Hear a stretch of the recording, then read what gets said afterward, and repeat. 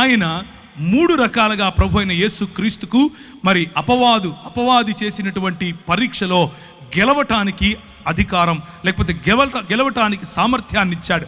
మొట్టమొదటిది వాక్యపరమైనటువంటి ఆన్సర్ ఏమిటి అని అంటే, నీకున్న ఆధారం ఏంటి? నాకున్న ఆధారం భోజనం. నీకున్న ఆధారం ఏంటి? భౌతికపరమైనటువంటి ఆశీర్వాదం. భౌతికంగా నీకు రొట్టెలిస్తాను, భౌతికంగా నీకు ఇల్లిస్తాను, భౌతికంగా నీకు కావలసిన ప్రతి అక్కర తీరుస్తాను, నీ అక్కర్లన్నీ తీర్చడానికి నేను ఆధారంగా ఉంటాను, నువ్వు వస్తావా అని యేసుక్రీస్తు ప్రభువును శోధిస్తే, ప్రభువు పరిశుద్ధాత్ముని శక్తి, పరిశుద్ధాత్ముని తోడు కారణంగా ఆయన అంటాడు, నా ఆధారం దేవుడు మాత్రమే. నీవు రొట్టెలతో నేను బ్రతకను, దేవుని నోట నుంచి వెలువడే ప్రతి వాక్యము చేత నేను బ్రతుకుతాను. దేవునికి స్తోత్రం కలుగును గాక. I will defeat you with the power of the Holy Spirit. I will defeat you with the power of the word of God. దేవుని యొక్క వాక్యపు శక్తి చేత, దేవుని యొక్క పరిశుద్ధాత్ముని శక్తి చేత నీ ఆధారాన్ని నేను తీసి పారేస్తాను, ఎందుకంటే నా ఆధారం దేవుడు అని చెప్పాడు. రెండవ పరీక్ష యేసు ప్రభువుకు పెట్టినది ఏమిటి అని అంటే, ఆరాధన అన్నటువంటి పరీక్షను కూడా ప్రభు అయిన యేసు క్రీస్తు అనంటే అంకిత భావం ఎవరికి చూపిస్తావు నువ్వు? నాకు మొక్కు చాలు అని అన్నాడు.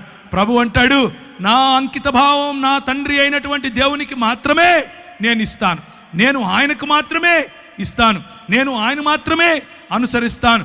దేవుని వాక్యపు శక్తి, పరిశుద్ధాత్ముని యొక్క శక్తి అపవాదిని ఓడగొట్టింది. ఆయనకిచ్చినటువంటి మూడవ పరీక్ష ఏమిటి అని అంటే, అధికారం. నీకు నేను అధికారం ఇస్తాను. ఇదిగో చూడు, సర్వ ప్రపంచము నా దగ్గరే ఉంది, ఈ ప్రపంచం పైన నేనే అధికారిని, నీకు ఈ అధికారం ఇచ్చేస్తాను, నువ్వు నా దగ్గరికి రా. నిన్న మనం చూసాం, మనం పోగొట్టుకున్న అధికారాన్ని తిరిగి సంపాదించటానికి మనము పాపం అనేటటువంటి ఊబిలో పడిపోయి ఉన్నాం కనుక, మన యేసు క్రీస్తు యొక్క లేకపోతే దేవుని యొక్క స్వరూపమును, దేవుని యొక్క పోలికను కుంటుపడిందిగా మారిపోయింది కనుక, స్వభావ సిద్ధముగా మనం పాపులం అయిపోయాం కనుక, స్వభావ సిద్ధంగా మన అంకిత భావం సాతాను వైపుకు, సాతాను రాజ్యం వైపుకు ఉంది కనుక, మనం ఆధారము వాడే అనుకుంటాం, మన ఆరాధన వాడికే ఇస్తాం, అలాగే మన అంకిత భావము వాడికే, అలాగే మన అధికారము కూడా వాడికే ఇచ్చేసాం. ప్రభు అంటాడు, అవసరం లేదు నువ్వు ఇచ్చే అధికారం నాకు, నువ్వు నీ దేవుడైనటువంటి యెహోవాను శోధింపటానికి నీకు ఎంత ధైర్యం అని అంటాడు. అధికారం నాది, నేను అధికారం తిరిగి తీసుకోవటానికే వచ్చాను, నేను నా రాజ్యమును స్థాపించటానికే వచ్చాను. నువ్వు అనుకుంటున్నావు ఈ రాజ్యములన్నీ నీవని, నువ్వు అనుకుంటున్నావు ఈ రాజ్యముల పైన నాకు అధికారం ఉందని, కానీ ఈ రాజ్యముల పైన నీకు ఎవరైతే అధికారం ఇచ్చారో నా పిల్లలు, నా అనుయాయులు, వారిని నేను సాక్షులుగా నిలబెట్టబోతున్నాను, వారికి నేను సంచకరువుగా పరిశుద్ధాత్మనిచ్చి వెళ్ళబోతున్నాను. నాకు తోడుగా ఉండి నిన్ను ఓడించటానికి అవసరమైనటువంటి పరిశుద్ధాత్ముడు నేను వారికి ఇచ్చిపోతాను. నీవు నీ దేవుడైనటువంటి యెహోవాను శోధించటానికి నీకు అర్హత లేదు అని కొట్టి పారేశాడు. ఇది దేవుని రాజ్య సువార్త. దేవుని రాజ్య సువార్త ఈరోజు ప్రకటించబడుతున్నట్లుగా వేరొక యేసు కాదు, ఈరోజు ప్రకటింపబడుతున్నట్లుగా వేరొక ఆత్మ కాదు, ఈరోజు ప్రకటింపబడుతున్నట్లుగా వేరొక సువార్త కాదు. మనము నమ్మేటటువంటి యేసు రాజైన యేసు, మనము నమ్మేటటువంటి యేసు రాజులకు రాజైన యేసు, మనము నమ్మేటటువంటి యేసు ప్రభువులకు ప్రభు అయిన యేసు, మనము నమ్మేటటువంటి యేసు దేవుళ్లకు దేవుడైనటువంటి దేవుడు. ఆయన రాజ్యమును స్థాపించటానికి వచ్చాడు, ఆయన స్థాపిస్తాడు. మనము నమ్మేటటువంటి, మనము అంగీకరించినటువంటి ఆత్మ, ఆయన వస్తే కింద పడిపోయి పూనకాలు వచ్చేది, ఆయన వస్తే గట్టిగా ఇకిలిగా నవ్వేది, ఆయన వచ్చాడని చెప్పి గట్టిగా కేరింతలు కొట్టి అవతలోని కొట్టేది, లేకపోతే ఒక ఆయన అంటాడు వామిటింగ్ ఆత్మ అంట, ఆయనకు పరిశుద్ధాత్ముడు వస్తే వామిటింగ్ వస్తుందంట. ఒక ఆయన అంటాడు పరిశుద్ధాత్మ వస్తే నేను అవతలోని తిడతానంటాడు, ఒక ఆయన పరిశుద్ధాత్మ వస్తే నేను ఈ సాతాను తిడతానంటాడు. ఎట్లా పడితే అట్లా పరిశుద్ధాత్ముని శక్తి రాజ్య నిర్మాణానికి ఉపయోగపడుతుంది. పరిశుద్ధాత్ముని శక్తి నోరు తెరిచి మాట్లాడితే అవతలి వాడికి తర్కాన్ని నిర్వీర్యం చేస్తుంది. పరిశుద్ధాత్ముని శక్తి చేయుంచి ప్రార్థించకపోయినా చేతులు ఉంచితే చాలు స్వస్థత తీసుకొస్తుంది. పరిశుద్ధాత్ముని శక్తి యేసుక్రీస్తు యొక్క వర్చస్సును, యేసుక్రీస్తు యొక్క రాచరికాన్ని చాటుతుంది. పరిశుద్ధాత్ముని శక్తి ఈ లోకములో ఉన్నటువంటి ఈ లోకనాథుడైనటువంటి అపవాది యొక్క క్రియలను లయపరుస్తుంది. పరిశుద్ధాత్ముని శక్తి మనకు స్వస్థతతో పాటు బుద్ధిని తీసుకొస్తుంది. పరిశుద్ధాత్ముని శక్తి గవర్నెన్స్ తీసుకొస్తుంది. పరిశుద్ధాత్ముని శక్తి అడ్మినిస్ట్రేషన్ నేర్పిస్తుంది. పరిశుద్ధాత్ముని శక్తి కేవలం చెక్క భజన నేర్పించదు. మనం ప్రకటిస్తున్నట్లుగా అప్పుడప్పుడు సంఘాల్లో టీవీలకెక్కి ప్రకటిస్తూ ఉంటారు ఈ రోజుల్లో. పరిశుద్ధాత్ముని శక్తిని అవహేళన పరచటం. మేము ప్రకటించినటువంటి వేరొక సువార్త ఏంటి? నువ్వు ఆయన దగ్గరికి వస్తే చచ్చిపోతే పరలోకం పోతావు, నువ్వు ఆయన దగ్గరికి వస్తే నేను చేయించుతాను, నీకు కొడుకు పుడతాడు, నువ్వు ఆయన దగ్గరికి వస్తే నీకు పెండ్లైపోతుంది, నువ్వు ఆయన దగ్గరికి వస్తే ఇంకేవేవో నోటికొచ్చింది. కానీ యేసు క్రీస్తే స్వయంగా ప్రకటించినటువంటి సువార్త మనం ఇంతవరకు చూసే మార్కు సువార్తలో ఆయన దేవుని రాజ్యం అన్నటువంటి సువార్తను ప్రకటించాడు. మతం కట్టడం కాదు. నన్ను సాక్షిగా ఉండటానికి ఉత్తర భారతదేశంకు వెళ్ళమన్నాడు. ఇంతకు సాక్షిగా ఉండాలంటే ఏం చేయాలి ప్రభువా అని ప్రార్థించాను. ప్రభువా, సాక్షిగా ఉండటం అంటే ఏంటి? సాక్షిగా ఉండటం అంటే మైకులు ఎత్తుకొని మాట్లాడడం మాత్రమేనా? సాక్షిగా ఉండడం అంటే ప్రభువు నన్ను ఆశీర్వదించి కొడుకు పుట్టించాడని చెప్పటమేనా? సాక్షిగా ఉండటం అంటే ఇదిగో నేను చచ్చిపోతూ ఉండే నన్ను లేపాడని చెప్పటమేనా? సాక్షిగా ఉండటం అంటే ఏంటి ప్రభువా, నాకు అర్థం వచ్చేలా చెప్పు అని అన్నాడు. నాకు మత్తయి సువార్త 28వ అధ్యాయం ఆఖరి వచనాలు చదువుతారా? మత్తయి సువార్త 28వ అధ్యాయం. కనుక మీరు సర్వలోకమునకు వెళ్ళి 16 నుంచి సమస్త జనులను 18 నుంచి చదువుదామా? అయితే యేసు వారి యొద్దకు వచ్చి, పరలోకమందును భూమి మీదను నాకు సర్వాధికారము ఇవ్వబడి ఉన్నది కాబట్టి మీరు వెళ్ళి సమస్త జనులను శిష్యులనుగా చేయుడి. తండ్రి యొక్కయు కుమారుని యొక్కయు పరిశుద్ధాత్మ యొక్కయు నామములోనికి వారికి బాప్తిసమిచ్చుచు నేను మీకు ఏ ఏ సంగతులను ఆజ్ఞాపించి తినో వాటన్నిటినీ గైకొనవలనని వారికి బోధించుడి. ఇదిగో నేను యుగ సమాప్తి వరకు సదాకాలము మీతో కూడా ఉన్నాను. అధికారము నాది, పరలోకములో అధికారం నాది, భూలోకములో అధికారం నాది, నీ పైన అధికారం నాది, నీ హృదయంలో నేను ఇప్పుడు రాజును. నువ్వు వెళ్ళు. ఎలా వెళ్ళాలి? ప్రతినిధిగా వెళ్ళాలి. నువ్వు మాట్లాడింది నేను మాట్లాడినట్లుంటుంది, నువ్వు చేయి పెడితే నేను చేయి పెట్టినట్లుగా ఉంటుంది, నువ్వు పలికితే నేను పలికినట్లుగా ఉండాలి, నీ ప్రవర్తన నా ప్రవర్తనలాగా ఉండాలి. నీ సాక్ష్యం అంటే నోరు తెరిచి ఒక మాట చెప్పి బయట జీవితంలో ఇంకొక జీవితం కాదు సోదరులారా. సాక్ష్యముగా జీవించటం, సాక్షిగా జీవించటం అనంటే ఆయన పరిచర్యను కేవలము మతపరమైనటువంటి 4 గోడల మధ్య మాత్రమే పెట్టడం కాదు ప్రియులారా. సాక్షి జీవితం అనంటే నీ వ్యాపారం ఆయనది, సాక్షి జీవితం అనంటే నీ రాజకీయం ఆయనది, సాక్షి జీవితం అనంటే నీ అడ్మినిస్ట్రేషన్ ఆయనది, సాక్షి జీవితం అంటే నీ కుటుంబం ఆయనది, సాక్షి జీవితం అనంటే నువ్వు ఏ ఏ రంగములో, ప్రభుత్వ రంగమైనా, వ్యాపార రంగమైనా, ప్రైవేటు రంగమైనా, మీడియా రంగమైనా, ఏ రంగంలో నువ్వు పనిచేసినా ఆయన నాకు ప్రభువు, ఆయన ప్రతినిధిగా నేను ఇక్కడున్నాను, ఆయన కొరకు నేను సంఘ స్థాపన, ఆయన కొరకు నేను రాజ్య స్థాపన చేయటానికి ఉన్నాను అన్నటువంటి దృక్పథము కలిగి ఉండటం. అందుకనే ఆయన అంటాడు, జనములను ఏం చేయాలి? శిష్యులనుగా చేయాలి. జనములను అన్న చోట దేశములను, సంస్కృతులను, జన సమూహాలను అని కూడా తర్జుమా చేయొచ్చు. గ్రీకులో వాడినటువంటి పదము ఎత్నే అన్నటువంటి పదం, ఆ పదాన్ని అలా కూడా తర్జుమా చేయొచ్చు. మన పిలుపు ఒక దానియేలు పిలుపు, మన పిలుపు ఒక నెహెమ్యా పిలుపు, మన పిలుపు ఒక దావీదు పిలుపు, మన పిలుపు ఒక ఎస్తేరుకి ఇవ్వబడినటువంటి పిలుపు. మన పిలుపు కేవలము చెక్కభజన చేసే పిలుపు కాదు, మన పిలుపు కేవలం మతంలో ఉండటం కాదు. మన పిలుపు వాడి చేతి పని యందు నిపుణత గలవాడిని చూచితివా, వాడు అల్పుల ఎదుట కాదు రాజుల ఎదుట నిలబడును అని దేవుని వాక్యం చెబుతా ఉంది. ఆ పిలుపులో మనం ఉన్నాం అన్న విషయాన్ని జ్ఞాపకం చేసుకోండి. అపోస్తలుల కార్యములు 1వ అధ్యాయం, అపోస్తలుల కార్యము 1వ అధ్యాయం. ఆయన శ్రమపడిన తరువాత 40 దినముల వరకు వారికి అగపడుచు ఏం చెప్పాడు? మీరు ఒక మతం కట్టండి, మీరు వెళ్ళి చెక్క భజన చేయండి, మీతో పాటు నేను కూడా భజన చేస్తాను అన్నాడా? అది మన ఆత్మీయ జీవితంలో భాగం, కానీ అది మాత్రమే ఆత్మీయ జీవితం కాదు. ఆయన ఏమన్నాడు? దేవుని రాజ్య విషయములను గూర్చి బోధించుచు అనేక ప్రమాణములను చూపి వారికి తన్ను తాను సజీవునిగా కనపరుచుకుని దేవుని రాజ్యమును గురించినటువంటి విషయాలు, రాజ్యములో రాజు ఉంటాడు, రాజ్యములో సైన్యం ఉంటుంది, రాజ్యములో రాజుకు ప్రతినిధులు ఉంటారు, రాజ్యములో వనరుల వితరణ ఉంటుంది, రాజ్యములో వనరుల కేంద్రీకరణ ఉంటుంది, రాజ్యములో ఎకనామిక్స్ ఉంటాయి, రాజ్యములో సోషల్ సైన్సెస్ ఉంటాయి.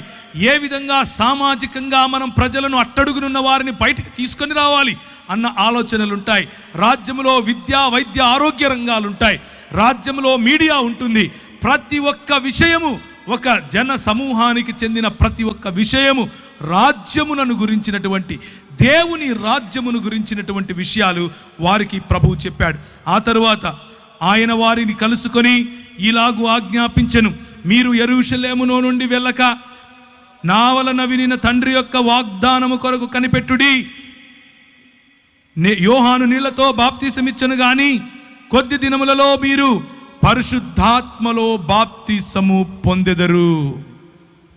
ఈ రాజ్య స్థాపన పరిశుద్ధాత్మునితో మాత్రమే జరుగుతుంది. ఈ రాజ్య స్థాపన పరిశుద్ధాత్ముని గ్రహించి, పరిశుద్ధాత్ముని పొందుకొని, పరిశుద్ధాత్ముని యొక్క శక్తిలో జీవిస్తేనే జరుగుతుంది. మన సొంత శక్తికి చేత కాదు, మన సొంత ఆలోచనలకు చేత కాదు, మన సొంత జ్ఞానముతో నిర్మించలేం. పరిశుద్ధాత్ముడు దిగి రావాలి, పరిశుద్ధాత్ముడు దిగి వస్తాడు.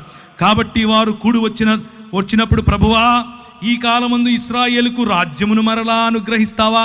ఇంకా మనోళ్ళు ఏం ఆలోచిస్తున్నారు? రాజ్యం అంటే మాకు ఇంకా ఇశ్రాయేల్ రాజ్యం అనుకుంటున్నారు, రాజ్యం అంటే ఇంకా 4 గోడల మధ్య అనుకుంటున్నారు, రాజ్యం అంటే ఇంకా భౌతికం అనుకుంటున్నారు. ప్రభు అంటాడు, ఎందుకయ్యా తొందరపడతారు?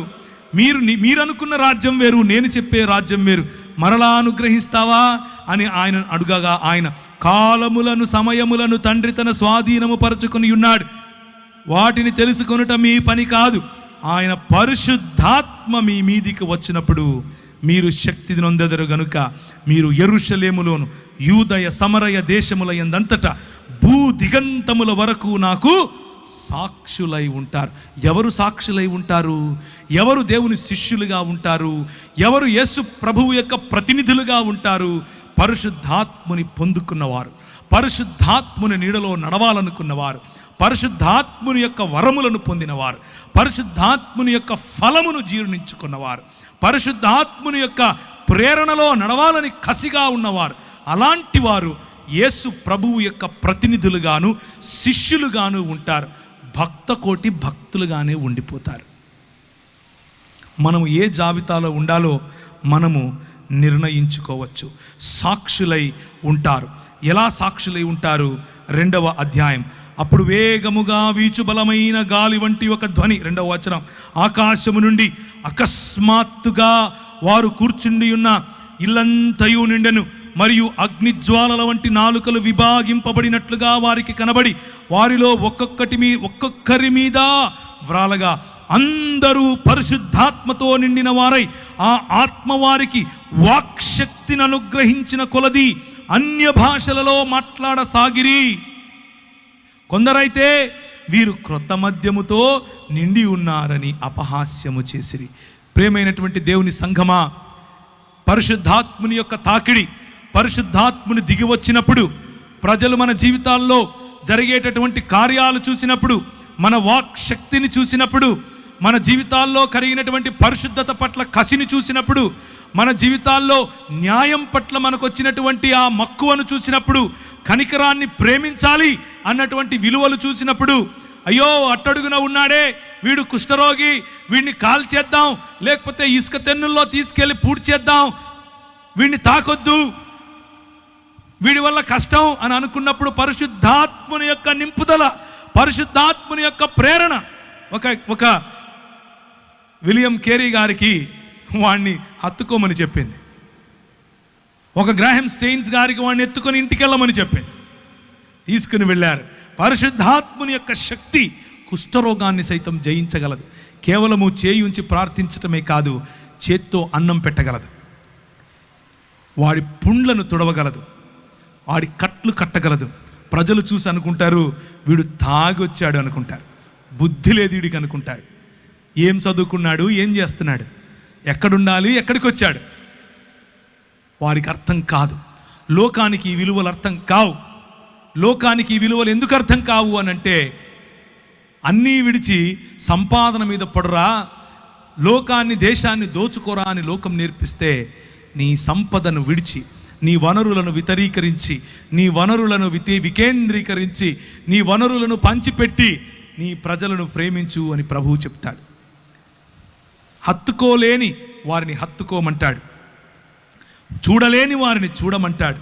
అదే నీ పిలుపు అని అంటాడు. 36వ వచనం, మీరు సిలువ వేసిన ఈ యేసునే దేవుడు ప్రభువుగాను క్రీస్తుగాను నియమించాడు. మొట్టమొదటి సువార్త ఏంటా సువార్త? మీకు పుల్లలు పుడతారు, మీకు కార్లు కొనిస్తాడు యేసు ప్రభు, ఇదా? కాదు. ప్రభువుగా దేవుడు నిర్ణయించాడు, ప్రభువుగా దేవుడు ప్రకటించాడు, ప్రభువుగా క్రీస్తుగా దేవుడు నియమించాడు. ఇది సువార్త. ఆ రోజు ఏం జరిగింది? అనేక మహత్కార్యములు, సూచక క్రియలు. 41వ అధ్యాయం. అప్పుడు ప్రతి వానికి భయము కలిగెను, మరియు అనేక మహత్కార్యములను సూచక క్రియలను అపోస్తలుల ద్వారా జరిగెను. విశ్వసించు వారందరూ ఏకముగా కూడి సువార్త జరిగిన చోట దేవుని రాజ్యము స్థాపింపబడుతుంది. ఆ దినమున 3000కు పైగా ఆ దినమున ప్రభువును పొందారు. కాబట్టి అతని వాక్యము అంగీకరించిన వారు బాప్తిస్మము పొందిరి. ఆ దినమున ఇంచుమించు 3000 మంది చేర్చబడ్డారు. ఒక్కసారిగా 3000 మంది బాప్తిస్మము పొంది దేవుని రాజ్య స్థాపనగా ఆనాడు పరిశుద్ధాత్ముడు దిగి వచ్చిన కారణంగా, పరిశుద్ధాత్ముని యొక్క శక్తి చేత మాట్లాడిన మాటల కారణంగా 3000 మంది దేవుని రాజ్యములో భాగస్థులైపోయారు. వారి ఆధారం దేవుడయ్యాడు, వారి అధికారం దేవుడయ్యాడు, వారి యొక్క ఆరాధన యేసుక్రీస్తు అయ్యాడు. కనుకనే దేవుని రాజ్య స్థాపన జరిగింది. దేవుని రాజ్య స్థాపన జరిగినప్పుడు వారికి వచ్చినటువంటి ప్రేరణ ఏంటి? దేవుని రాజ్య స్థాపనలో మీ ఇల్లు కొల్లగొట్టింది మా ఇంట్లో పెట్టుకుంటాను, నా దగ్గరకు వచ్చి ఫోటో తీసుకొని 10,000 ఇవ్వండి, నా ప్రోగ్రాంకి 20,000 ఇవ్వండి, నీకు లైట్లు పెట్టుకొని అడుక్కుంటాను, మీ గొలుసులు వేయండి, మీ ఉంగరాలు వేయండి, ఇదా వాళ్ళు చేసింది? కాదు. చూడండి ఏం చేశారు. అపోస్తలుల ద్వారా జరిగింది. ఏం జరిగింది? విశ్వసించిన వారందరూ ఏకముగా కూడి తమకు కలిగినదంతయు సమిష్టిగా ఉంచుకొనిరి. సమిష్టి అనేటటువంటి వనరుల కేంద్రీకరణ, సమిష్టిగా ఉన్నటువంటి బల కేంద్రీకరణ, సమిష్టిగా ఉన్నటువంటి మానవ వనరులు, సమిష్టిగా ఉన్నటువంటి ఆర్థిక వనరులు, సమిష్టిగా ఉన్నటువంటి పరిశుద్ధాత్మ వరములు. ఇది దేవుని రాజ్య కార్యము. ఇదియుగాక వారు తమ చర స్థిరాస్తులను అమ్మి అందరికీ వారి వారి అక్కరుల చొప్పున పంచిపెట్టిరి. దేవుని రాజ్యములో ఉండేటువంటి విలువలు ఏంటంటే, మనవి అమ్మి పంచి పెడతాం. అవతలి వాడికి అవసరతను బట్టి, అవతలి వాడి అక్కరును బట్టి నాకున్నంతలో అవతలి వాడికి ఇస్తాం. నాకు అని అడుక్కునే బతుకు కాదు దేవుని రాజ్య విస్తరణ అంటే. దేవుని రాజ్య విస్తరణ అంటే పోగేసుకోవటం కాదు, పోగేసిన దాన్ని పంచిపెట్టడం. దేవుని రాజ్య విస్తరణ అంటే ప్రజలకు ఆశీర్వాదకరంగా ఉండటం. పరిశుద్ధాత్మని తాకిడి అనంటే ప్రజలను నీ తాకిడి చేత పరిశుద్ధాత్మకు పరిచయం చేయటం.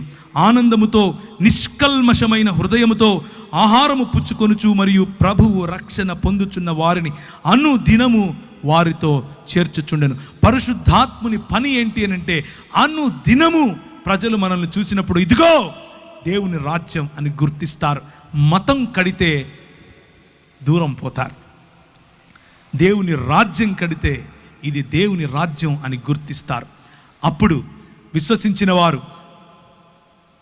అపోస్తలుల బోధ యందును, సహవాసమందును, రొట్టె విరుచుట యందును, ప్రార్థన యందును ఎడతెగక ఉండటం మర్చిపోలేదు. దేవుని రాజ్యములో మంచి బోధ ఉంటుంది. దేవుని రాజ్యములో యేసు ప్రభువును గురించిన బోధ ఉంటుంది. దేవుని రాజ్యములో సాటి మనిషి ప్రేమించాలన్న బోధ ఉంటుంది. దేవుని రాజ్యములో సాటి మనిషికి యొక్క అక్కర్లను తీర్చాలన్న బోధ ఉంటుంది. దేవుని రాజ్యంలో సాటి మనిషికి యేసు క్రీస్తు ప్రాణం ఎలా పెట్టాడు, నేను నీ కోసం ప్రాణం ఎలా పెట్టగలను అన్న బోధ ఉంటుంది. ఆ బోధ అనుసారమైనటువంటి సహవాసం ఉంటుంది. ఆ సహవాసానుసారమైనటువంటి రొట్టె విరవటం ఉంటుంది. అందరికీ భోజనం, అందరికీ సామ్యవాదం, అందరికీ బట్ట, అందరికీ ఇల్లు, అందరికీ సౌఖ్యం, అందరికీ ప్రభువు యొక్క పిలుపు. అందరూ మరి ఆయన సంఘములో ప్రభువు ఇచ్చినటువంటి వనరులను తీసుకొని సంతోషముగా ఆయన కొరకు జీవించాలన్నటువంటి ఆశ కలిగి ఉండే రాజ్యము దేవుని రాజ్యము. అందుకనే పరిశుద్ధాత్ముడు మనల్ని నానా విధములైనటువంటి, 1 కొరింథీయులకు రాసిన పత్రిక 12వ అధ్యాయం, నానా విధములైనటువంటి కార్యములను కలవు గాని అందరిలోనూ అన్నిటినీ జరిగించు దేవుడు ఒక్కడే. ఆయన అందరి ప్రయోజనము కొరకు ప్రతివానికి ఆత్మ ప్రత్యక్షత అనుగ్రహింపబడుచున్నది. ఎలయనగా ఒకనికి ఆత్మ మూలముగా బుద్ధివాక్యము, మరి ఒకనికి ఆత్మను అనుసరించు జ్ఞానవాక్యము, మరి ఒకనికి ఆత్మ నుండే విశ్వాసము, మరి ఒకనికి ఒక్క ఆత్మ వలననే స్వస్థపరచు వరము, మరి ఒకనికి అద్భుత కార్యములు చేయు శక్తి, మరి ఒకనికి ప్రవచన వరము, మరి ఒకనికి ఆత్మల వివేచన, మరి ఒకనికి నానావిధ భాషలను మరి ఒకనికి భాషలకు అర్థము చెప్పు శక్తియు అనుగ్రహింపబడి ఉన్నది. ఇదంతా మనం తీసుకొచ్చి ఏం చేశాం? మతంలో పెట్టేశాం. ఆ భాషలు మాట్లాడతాను నేను, కానీ ఎక్కడ? కేవలము సంఘములోనే. ఏ గవర్నమెంట్ ఉద్యోగం చేస్తూ భాషలు మాట్లాడవా? ఏ బుద్ధివాక్యము నీ గవర్నమెంట్ ఉద్యోగంలో చేసే ఆ ఆఫీసులో చెప్పవా? ఒక ఆఫీసర్కు బుద్ధివాక్యం కావాలంటే నేను వచ్చి చెప్తానా, నువ్వు చెప్తావా? ఇలాగే 12వ అధ్యాయంలో చూడండి 28వ వచనము, మరియు దేవుడు సంఘములో మొదట కొందరిని అపోస్తలుగాను, పిమ్మట కొందరిని ప్రవక్తలుగాను, పిమ్మట కొందరిని బోధకులుగాను, అటు పిమ్మట కొందరిని అద్భుతములు చేయువారుగాను, తరువాత కొందరిని స్వస్థపరచువారుగాను, కృపావరములు గలవారుగాను, కొందరిని ఉపకారములు చేయువారుగాను, కొందరిని ప్రభుత్వములు చేయువారుగాను, కొందరిని నానా భాషలు. ప్రభుత్వములు చేయాలి, ఉపకారములు చేయాలి. ఇవన్నీ కేవలం ఎక్కడ చేయాలి? దేవుని యొక్క సంఘము అంటే 4 గోడలని మనం నిర్ణయించేశాం. దేవుని యొక్క సంఘం అంటే యేసు క్రీస్తు రాజ్యం. దేవుని సంఘం అంటే మనము 4 గోడల మధ్యకు వచ్చి చేసేటటువంటి ప్రతి ఆదివారపు కూడిక మాత్రమే కాదు. దేవుని సంఘం అంటే యావత్ ప్రపంచములోనూ క్రైస్తవ సంఘం ఎక్కడెక్కడైతే యేసు క్రీస్తును, ఆయనకే అంకిత భావం, ఆయనే మా ఆధారం, ఆయనే మా ఆరాధన అని ఎవరైతే జీవిస్తున్నారో వారందరూ సమిష్టిగా రాగలగటం, వారందరూ సమిష్టి వనరులను జతపరచగలగటం, వారందరూ సమిష్టిగా ఎక్కడెక్కడైతే ఆయన రాజ్య విస్తరణ జరగలేదో అక్కడక్కడ కొందరు కాపరులుగాను, అక్కడక్కడ కొందరు అపోస్తలులుగాను, అక్కడక్కడ కొందరు భాషలు మాట్లాడేవారుగాను, అక్కడక్కడ కొందరు ప్రవచనములు చెప్పేవారుగాను, అక్కడక్కడ కొందరు అద్భుత కార్యములు చేసేవారుగాను, అక్కడక్కడ కొందరు మరి ప్రభుత్వములు చేసేవారుగాను, అలాగే మంచి కార్యములు ఉపకారములు చేసేవారుగాను ప్రభువు పంపించాడు. అలా కాదా మన దేశంలోనికి పరిశుద్ధాత్ముని యొక్క వరము తీసుకుని రాబడింది? అలా కాదా మన దేశంలోనికి వేరే దేశాలలో పరిశుద్ధాత్ముని అనుభవిస్తున్న, పరిశుద్ధాత్ముని యొక్క తాకిడిని అనుభవిస్తున్న వారు ఇంట్లోనే కూర్చుని ఇది చాలే 4 గోడల మధ్య మతం కడదాం అని అనుకుంటే సరిపోయేదా? మన దేశానికి వచ్చారు. మన దేశంలో ఉన్నటువంటి తోమా గారు మొదలు పెడితే ఇప్పటి వరకు కొన్ని లక్షల మంది వారి ప్రాణాలను ప్రాణార్పణాలుగా పోశారు. పరిశుద్ధాత్ముడు మనల్ని అభిషేకించినప్పుడు ఛాలెంజెస్ తీసుకుంటాం. పరిశుద్ధాత్ముడు మనల్ని అభిషేకించినప్పుడు కేవలము మన టాలెంట్స్ 4 గోడల మధ్య కాదు, సంత వీధులలో చాటుతాం, రాజుల ఎదుట చాటుతాం. దానియేలు నీకంటే నాకంటే దుర్భరమైన పరిస్థితి, ఒక దాసుని లాంటి పరిస్థితి. దానియేలు దాసుడిగా వెళ్ళాడు, తినటానికి లేదు, ఉండటానికి లేదు, దిగంబరులుగా. దాసులకు ఎలా పెడతారో తెలుసా? పుట్టగోసిలాగా కేవలం ఇది మాత్రమే కప్పుతారు, మిగిలింది అల్లా వాళ్ళు ఖాళీగానే ఉండాలి. అలాంటి దాసత్వంలోనికి వెళ్ళిన దానియేలును ఎక్కడ తీసుకుని వెళ్ళాడు ప్రభువు? 4 గోడల మధ్య మతం కట్టడానికి తీసుకెళ్ళాడా? దాసత్వములో దాసునికి ఏ హక్కు లేని దేశములో రాజుకు బుద్ధి చెప్పటానికి తీసుకెళ్ళాడు. మేనే టెకేలు ఫార్సిన్ అని చెప్పగలిగాడు. ఎలా చెప్పగలిగాడు? పరిశుద్ధాత్మ శక్తి, పరిశుద్ధాత్మ నింపుదల, పరిశుద్ధాత్ముని యొక్క ప్రేరణ, పరిశుద్ధాత్ముడిచ్చినటువంటి ధైర్యం. కేవలము 4 గోడల మధ్య మాట్లాడుకోవటం కాదు, ప్రపంచములో రాజుల ఎదుట మాట్లాడగలగటం, ప్రపంచములో లోక నాయకుల ఎదుట మాట్లాడగలగటం. నా ప్రజలు వారిని చంపటానికి వేసినటువంటి ఈ స్కీమ్ ఇది, వాళ్ళని చంపటానికి వీలు లేదు, వారి కోసం ఇదిగో ఈ ఫలానా వాడు వారికి వ్యతిరేకంగా ఒక పన్నాగం పన్నాడు అని చెప్పటానికి ఒక ఎస్తేరు కావాల్సి వచ్చింది. పరిశుద్ధాత్మని శక్తి రాజు ఎదుట నిలబడింది, ధైర్యంగా మాట్లాడింది, వ్యూహంతో ముందుకెళ్ళింది. వ్యూహం ఎక్కడి నుంచి వచ్చింది? పరిశుద్ధాత్ముడు ఇచ్చాడు. లేదండి 4 గోడలు కట్టుకొని లోపలే ఉంటామండి, అక్కడే పరిశుద్ధాత్ముడు వస్తాడండి. రాజు దగ్గరికి ఎలా వస్తాడండి? గవర్నమెంట్ ఉద్యోగం చేసేవాడికి ఎలా వస్తాడండి? వ్యాపారంలో పరిశుద్ధాత్ముడు ఎలా పనిచేస్తాడండి? ప్రియమైనటువంటి క్రైస్తవ సంఘమా, పరిశుద్ధాత్ముని డబ్బాలో పెట్టడానికి నువ్వెవడు, నేనెవడు? ఆయన నాకు రైల్లో మాట్లాడాడు, ఆయన టెంపో ఎక్కుతూ ఉంటే మాట్లాడాడు, ఆయన సంచేసుకుని ఆకలి అవుతుంది ప్రభు అంటే ఫలానా చోటుకి వెళ్ళి తినరా అన్నాడు. పడుకోవటానికి ప్లేస్ లేదు ప్రభు అంటే రాత్రి ఒక కళ చూపించి నాకు ఫలానా చోటుకి వెళ్ళన్నాడు. అలాంటి పరిశుద్ధాత్మ దేవుణ్ణి డబ్బాలో పెట్టి నీ కేవలం ఇక్కడికి వస్తేనే ఆయన తాకుతాడు, కేవలం ఇక్కడికి వస్తేనే ఆయన మాట్లాడతాడు. What are we trying to do? పరిశుద్ధాత్ముడు దేవుడు, ఆయన తాకిడి బలంగా ఉంటుంది. ఆయన మనల్ని తాకినప్పుడు మన జీవితాల్లో మార్పు కలుగుతుంది. ఆయన మనల్ని తాకినప్పుడు మనకు వచ్చే ఒకే ఒక కసి, ఒకే ఒక లోపల నుంచి రగిలే అగ్ని ఏమిటి అని అంటే యేసు క్రీస్తు రాజ్యం. యేసు క్రీస్తు రాజ్యం ప్రకటింపబడాలి. యేసు క్రీస్తు రాజ్యం నా వ్యాపారంలో ప్రకటింపబడాలి, నా గవర్నమెంట్ ఉద్యోగంలో ప్రకటింపబడాలి, నా రాష్ట్రపతి దగ్గర ప్రకటింపబడాలి, నా రాజ్యంలో ఈ దేశంలో ఉన్న ప్రతి అధికారి దగ్గర ప్రకటింపబడాలి, ప్రతి కుటుంబంలో ప్రకటింపబడాలి, ప్రతి మీడియా ఛానల్లో ప్రకటింపబడాలి. ఇలా చూసుకుంటూ పోతే ప్రతి రంగములోనూ యేసు రాజ్యము రావాలి. కేవలము మతంలోనే కాదు.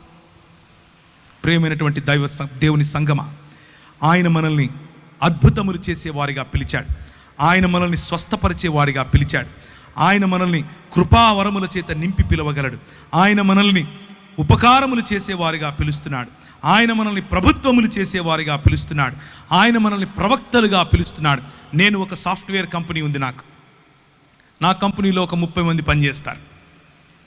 ఈరోజు నేను 2 షర్ట్లు 2 ప్యాంట్లు తీసుకుని వెళ్ళానని చెప్పాను. నేను 100% నా సాఫ్ట్వేర్ కంపెనీకి ఉదయాన్నే నేను బ్యాగ్ వేసుకుని వెళ్తూ ఉంటే నా భార్య అంటుంది, చర్చికి వెళ్తున్నావా, వెళ్ళరా అంటది. ఆరాధనకి వెళ్తున్నావా, మంచిగా వెళ్ళరా, మంచిగా ఆరాధన చెయ్యి అని చెప్తుంది. నేను వెళ్ళి పని చేసే నా సాఫ్ట్వేర్ కంపెనీ కూడా దేవుని రాజ్యములో ఉపయోగపడాలి. దేవుని రాజ్యము అది. దానికి ప్రభువు దేవుడై ఉండాలి, దానికి ప్రభువు క్రీస్తై ఉండాలి. మేము నడిపించే సాఫ్ట్వేర్ కంపెనీలో దేవుని రాజ్య విలువలు కనిపించాలి. మాకందరికీ యేసు ప్రభువే బాస్ అయి ఉండాలి. నా క్యాబిన్లో ఒక పెద్దది రాసి పెట్టాను, మా అధికారి ఒక యూదుడైనటువంటి కార్పెంటరు అని. ఒక ఇంగ్లీష్లో ఉంటుంది, my boss is a Jewish carpenter అని. అది పెట్టాము అక్కడ. ఎందుకు అని అంటే నేను అధికారి కాదు, దేవుడు అధికారి. నా ఉద్యోగం, నా సంపాదన, దాంట్లో 10 రూపాయలు ఇచ్చేస్తాను, 100 రూపాయలు సంపాదించి నా పని అయిపోయింది అని చేతులు దులుపుకొని వెళితే భక్తుడు అంటారు. 100 రూపాయలు ఇదిగో ప్రభువా నువ్వు నాకు ఇచ్చావు. పరిశుద్ధాత్ముని పొందిన వాడు ఏం చేస్తాడు తెలుసా? దేవుని రాజ్యం కోసం ప్రతి పైసా ఖర్చు పెడతాడు. తన కుటుంబముతో సహా ప్రతి చోట దేవుని రాజ్యాన్ని చూస్తాడు. నా కారు నీది, నా ఇల్లు నీది, నా జీవితము నీది, నా శరీరము నీది, నా మనస్సు నీది, సంపూర్ణముగా పానార్పణముగా పోయబడతాను. ఇది పరిశుద్ధాత్ముడిచ్చే ఛాలెంజ్. ఇది పరిశుద్ధాత్ముని పిలుపు. పరిశుద్ధాత్ముడు పిలిస్తే ఇలా పిలుస్తాడు. కేవలం గెంతులేసి చప్పట్లు కొట్టేసి ఇంటికి వెళ్ళిపోయి మతంలో బతుకుతాను అని అనుకుంటే all the best to you brother, చాలా సంతోషం, భక్తుడిగా ఉండిపో, నిన్నెవరు కదిలించక్కర్లేదు. కానీ పరిశుద్ధాత్ముడు కదిలిస్తే ఏం చేస్తాడో తెలుసా? ఒక స్టెఫెనును లేపుతాడు. పరిశుద్ధాత్ముడు కదిలిస్తే ఏం చేస్తాడో తెలుసా? ఒక పౌలును లేపుతాడు. పరిశుద్ధాత్ముడు కదిలిస్తే ఒక శీలను లేపుతాడు. పరిశుద్ధాత్ముడు కదిలిస్తే ఒక తిమోతిని లేపుతాడు. పరిశుద్ధాత్ముడు కదిలిస్తే ఒక తీతును లేపుతాడు. ప్రతి ఒక్కరూ వారి జీవితాన్ని ప్రాణార్పణాలుగా పోశారు. నేను మాత్రం మతంలోనే ఉంటానని అనుకుంటే all the best, all the best brother. కనుక సంఘ స్థాపన, అడ్మినిస్ట్రేషన్, నెహెమ్యా దేవుని రాజ్య నిర్మాణంలో ఎవరితో మాట్లాడాడు?